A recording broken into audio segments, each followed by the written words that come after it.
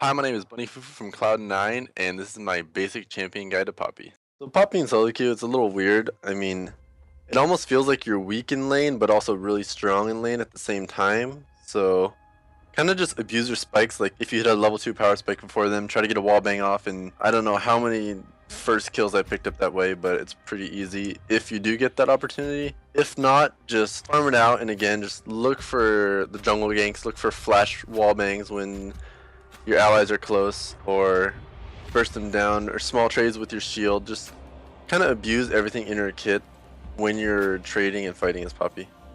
Doing a camp level 1, you're going to be wanting to start Q, and whether you're leashing or you guys are getting the camp to yourself in the bot lane, make sure you use your passive, get the shield on, proc both Qs obviously, and just tank as much as you can.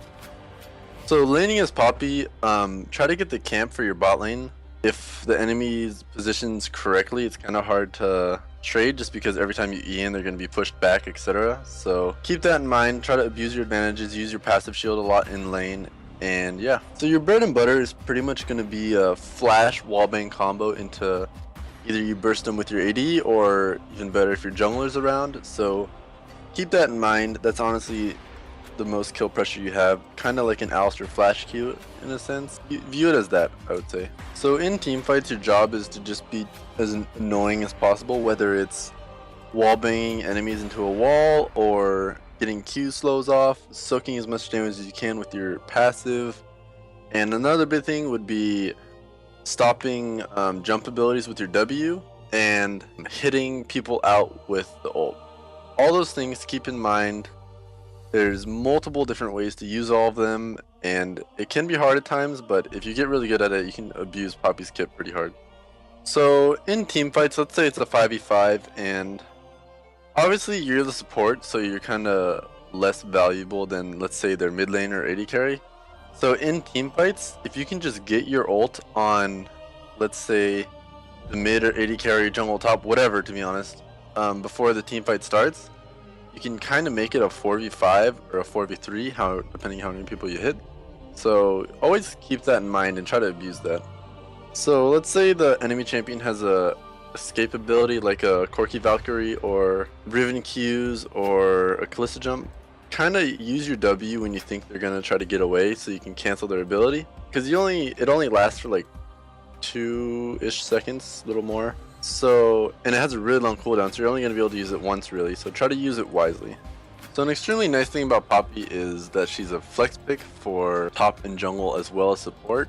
And in solo queue, it's not like the hugest advantage in the world, but it's pretty nice. You can just pick it whenever. They won't really know where it's going till later in the draft. In pro play, it's a huge thing that people have to always keep in mind. It's just pretty nice for solo queue. You can pick it whenever, not really sure where it's going. So we're going to be taking 80 reds, HP yellows, MR blues. You can go per level MR blues if they have no magic damage in the lane, so it'll help out a little bit for late game. And you're going to take armor quints. I like these masteries a lot on Poppy, especially because it's a really aggressive page, and I think it works really well for solo queue as well. So the big thing about this mastery page is I take Thunderlords, so keep in mind during trades you're going to want to get 3 procs on them, just to proc Thunderlords, so always keep that in mind for when you're trading.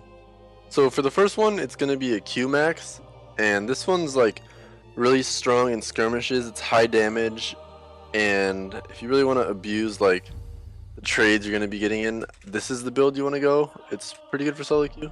So for this one, you're going to be getting 1 through 3, 1 point each ability, starting off with E or Q, and then E or Q on the level 2, whichever one you didn't get, and then level 3 would be W, and then you're going to be getting 3 points in Q, and then max E, and then finish off Q, and then max W. This skill order is for scaling into late game with your E stuns faster than you would be maxing Q alone, so keep that in mind on how you want to progress the game, and kind of just evaluate both teams and see where you really want to be putting your points into.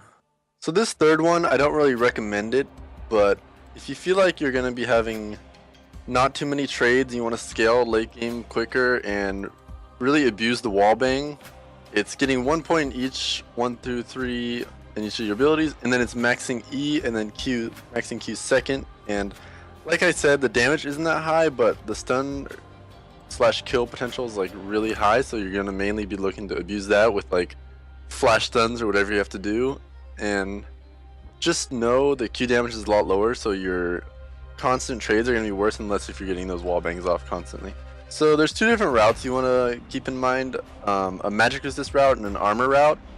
If they have a lot of magic resist, you want to get the core, which would be Sightstone and Boots of Swiftness mainly. The next through the MR route would be get Locket as soon as possible, and then after that, I like to go Frozen Heart for the CDR. Honestly, after that, there's a bunch of items you can just free ball go from there. I'll put some in the image below. So for this build, it's mainly prioritizing armor. Obviously, the first two core again would be Sightstone and Swifty Boots. I honestly kind of hate rushing Frozen Heart, so to negate that would be getting Face of the Mountain, which gives me a bunch of health, and then that allows me to get the Frozen Heart next, so I'll have a bunch of armor and health, and that'll put me at 35% CDR, which is super nice.